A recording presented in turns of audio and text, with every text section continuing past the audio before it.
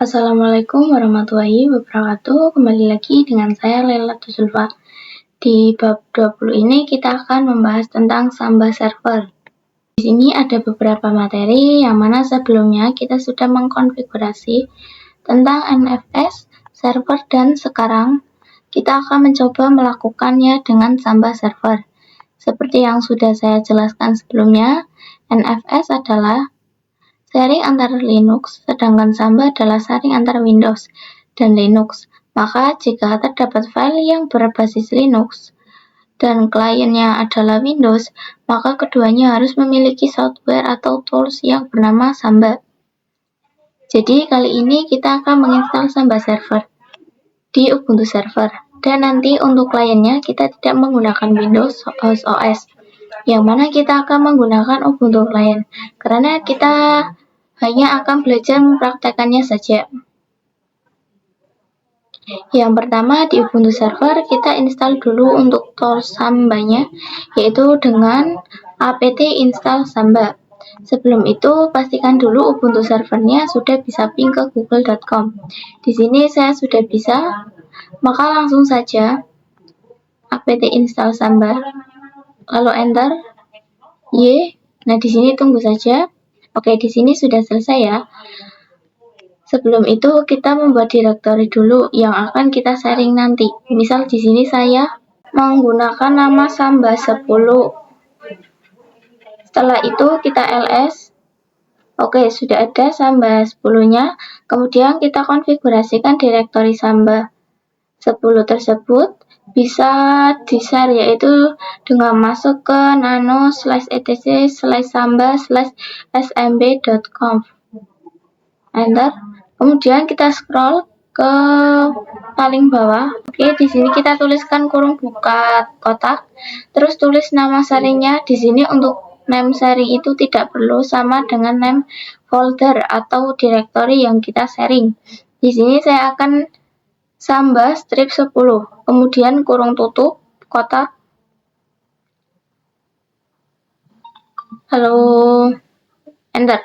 Kita tab satu kali. Di sini kita tulis path sama dengan directory yang akan kita sharing. Tadi kalau saya adalah /samba 10.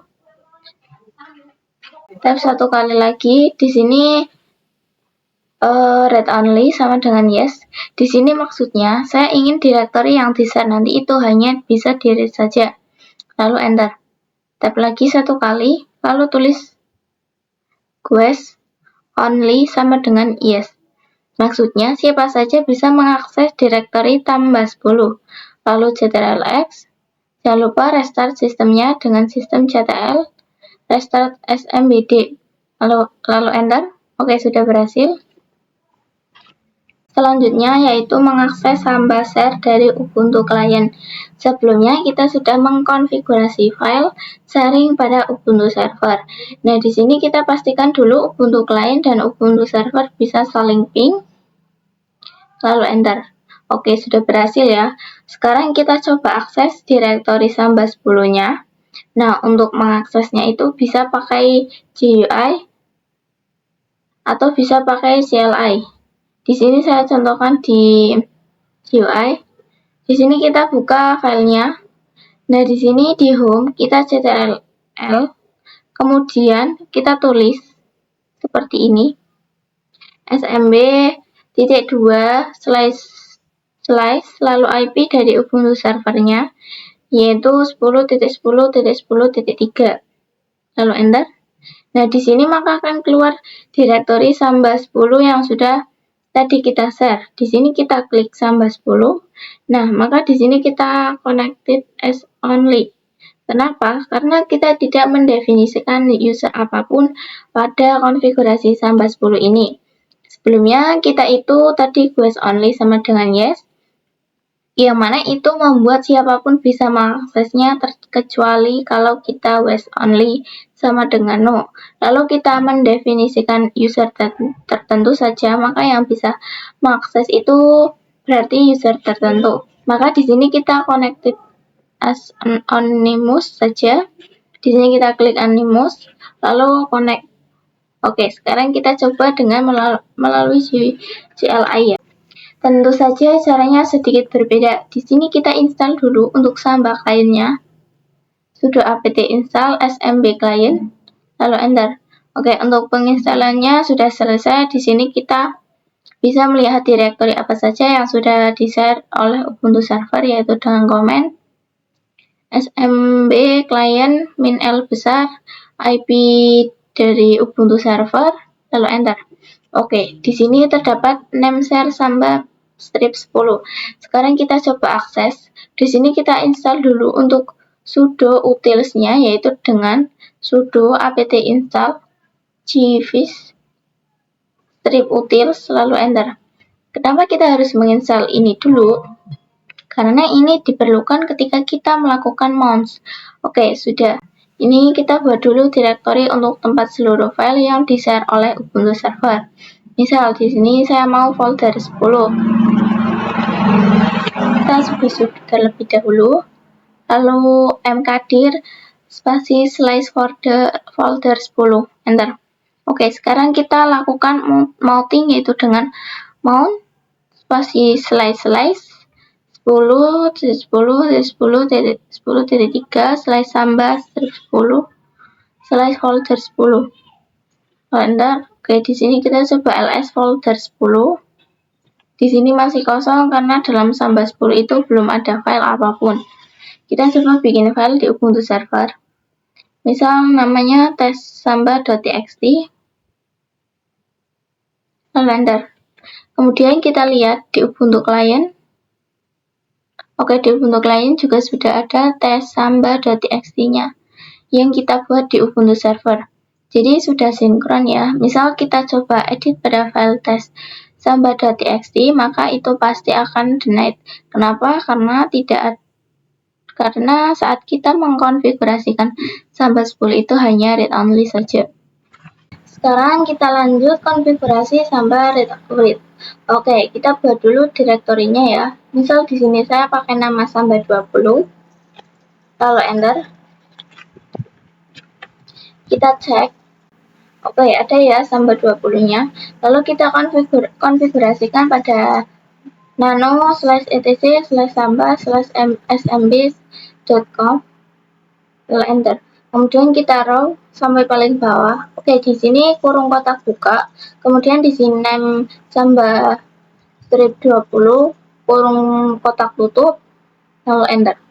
Tab satu kali, lalu tulis path sama dengan slash. Di sini saya mau yang saya share adalah Samba 20.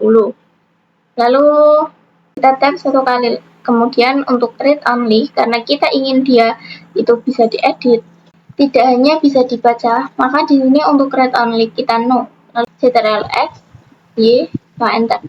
Lalu kita restart sistem ctl restart smbd, enter. Nah, lalu kita buat user yang mana user tersebut nanti akan digunakan oleh klien untuk mengakses file yang ada pada direktori Samba 20 ini. Sehingga nanti ketika Ubuntu client ini mengakses direktori Samba 20, maka Ubuntu client harus memasukkan autentifikasinya atau user yang sudah dibuat. Kita buat dengan komen user-red user 1. Oke, sudah terbuat. Lalu kita buat passwordnya dengan smb passwd -a user 1, lalu enter. Masukkan passwordnya. Oke, sudah. Sebelum melakukan mounting di Ubuntu client, di sini kita lihat dulu untuk permission dari Samba 20 yang kita sharing ya. Nah, perhatikan, di sini untuk permission Samba 20 itu hanya bisa di-read dan execute oleh group dan juga author. Itu berarti di sini kita harus menambahkan permission read agar bisa diedit atau ditambahkan sebuah file ya. Di sini kita tulis chmod 777/samba20. Oke, kemudian kita lihat di sini Samba 10 permissionnya sudah rwx semuanya. Kemudian kita ke Ubuntu client. Nah, di sini saya akan mencontohkan bagaimana cara mounting di CLI. Untuk cara melihat file serinya di GUI itu sama seperti pembahasan pada materi sebelumnya. Cuma bedanya kita tidak menggunakan Animus, tapi kita menggunakan user yang tadi kita buat. Di sini untuk melakukan mopping, di sini kita harus membuat dulu directory untuk tempat seluruh jaringan dari folder dari Samba 20. Di sini misalkan saya ingin namanya folder 20, kita cek, oke, sudah ada folder 20. Kemudian kita lakukan mount ini untuk melakukan konfigurasinya seperti ini. Lalu enter. Di sini user yang kita gunakan untuk melihat jaringan Samba 20, yaitu di sini saya menggunakan user 1, kemudian IP dari Ubuntu server, kemudian nama dari jaringannya, kemudian mau taruh di mana, lalu enter. Di sini kita masukkan password user 1 yang barusan kita buat. Oke, sudah berhasil. Sekarang kita cek. Oke, masih kosong karena memang kita tadi belum membuat apapun. Sekarang kita coba touch. Misal di sini saya mau namanya example.txt. Lalu kita cek. Oke, sudah bisa ya. Kita sudah bisa menambahkan file dalam jaringan sampai kita. Sekarang kita coba edit. Misalkan saya mau mengedit example.txt dengan nano/folder20/example.txt. Misalkan di sini saya ketik bebas. Nah, maka jika kita simpan, dia berhasil disimpan. Oke, jadi seperti itu untuk Samba read-read-nya. Selanjutnya yaitu mount Samba permanen. Sebelumnya kita sudah melakukan mount dengan Samba, tapi kalau teman-teman perlu ketahui itu belum permanen. Maka jika server kita dimatikan, maka saat dinyalakan kembali, kita itu perlu melakukan mount dan itu caranya tidak efisien. Apalagi nanti kalau kita memiliki banyak-banyak jaringan, kita akan bingung. Nah, maka jika di sini kita akan membuat Sambanya menjadi permanen, cara agar mounting tersebut permanen adalah dengan masuk ke nano/etc/fsstep lalu enter. Nah, di sini kita taruh sampai ke paling bawah. Di bawah konfigurasi NFS ini ya, kemudian enter.